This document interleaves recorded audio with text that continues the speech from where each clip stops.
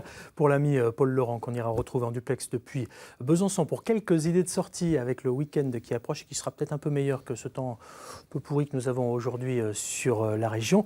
Juste avant, on va aller faire un petit tour à côté de Héricourt, précisément à Tavé en Haute-Saône, où nous attend l'ami Franck avec David, Aurélie, Rémi, Sophie et ce raid que nous allons suivre très bientôt, parce que ça va être l'ambiance marocaine, c'est ça Franck?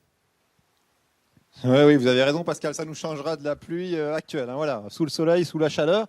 Et puis là, je vous propose un petit cours de mécanique justement avec David, qui est le nez dans le cambouis, comme on dit. Je vous interromps, prenez votre micro. David, vous êtes en train de faire quoi là? On voyait travailler sur cette durite là, de quoi il s'agit? Alors c'est un tuyau qui raccorde l'air au snorkel, au filtre cyclonique qui est sur le toit. C'est quoi c'est une modification que vous êtes en train de faire? C'est quoi le but du jeu? Alors l'idée, on va regarder sur le toit. On a installé un filtre cyclonique qui, comme son nom l'indique, évacue les particules et permet de filtrer d'abord l'air avant que ça rentre dans le filtre à air d'origine du véhicule. En temps normal, on rappelle que c'est des véhicules usines. Le refroidissement justement du filtre à air, ça se passe comment? Ça se passe où? C'est à l'avant de la voiture? Alors l'entrée d'air habituelle, c'est vrai, c'est dans la grille ici. Le problème dans le désert, c'est que quand on se suit, on soulève beaucoup de poussière et le filtre air s'encrasse très rapidement. Donc l'idée ici, c'est d'appliquer un pré-filtre en hauteur pour permettre d'évacuer une grosse partie du sable. Ça fait partie des modifications que vous devez faire sur ces véhicules qui sont tous des véhicules usines au départ.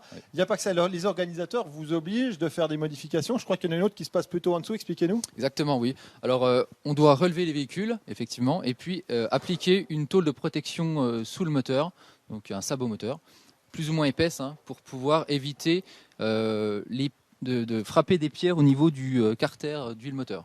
Concrètement, ça veut dire que vous vous attendez quand même à avoir des routes pas que goudronnées et pas tout confort. Ça va être un petit peu chaud. On peut se relever. C'est l'idée, effectivement. On espère bien rouler dans des routes cabossées et puis passer dans des chemins non praticables pour une voiture d'origine.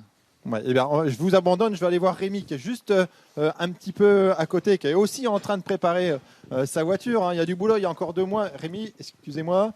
Ça bosse sous la voiture là. Qu'est-ce qui se passe aussi? Donc là, je suis en train d'installer un crochet de remorquage pour justement pour sortir de moments difficiles en cas de tankage, etc. Donc pour pouvoir se sortir. Voilà. Donc c'est un crochet qui est fixé directement sur une traverse. Donc quelque chose de costaud. Donc voilà. Donc là, j'étais justement en train de finir la fixation. Donc ça, tanker, ça veut dire rester bloqué dans les dunes et dans le sable notamment. Tout à fait. Les dunes, le sable, ça représente aussi un autre danger, c'est celui de basculer. On peut remettre une voiture sur le toit et pour ça, l'organisation vous demande des choses particulières. Tout à fait. Donc en équipement obligatoire, donc on a l'arceau, les véhicules doivent être arceautés. Donc moi j'ai fait le choix d'un demi-arceau. Le véhicule était déjà équipé à la base, c'est un véhicule qui a déjà participé au raid. Et pourquoi un demi-arceau? Parce qu'étant donné que je suis sur un modèle diesel, donc modèle un petit peu plus lourd, donc j'essaye d'alléger au maximum le véhicule. Parce que dans le sable, c'est le poids, il faut être léger. Donc voilà. Merci pour toutes ces précisions. Voilà, on a pris une belle séance de mécanique. Je vais demander à tout le monde de revenir pour la photo de famille, pour le groupe. Voilà, les deux hommes, les 2 compagnes avec le projet humanitaire. On vous rappelle le 205 Africa Raid du 19 au 28 octobre prochain, pendant les vacances de Toussaint. France 3 Bourgogne-Franche-Comté est partenaire avec une petite bobine tous les soirs d'une dizaine de minutes sur Internet, des interventions dans le journal et puis un petit feuilleton encore juste une semaine après pour revenir sur toute cette aventure merveilleuse avec des équipages sympathique.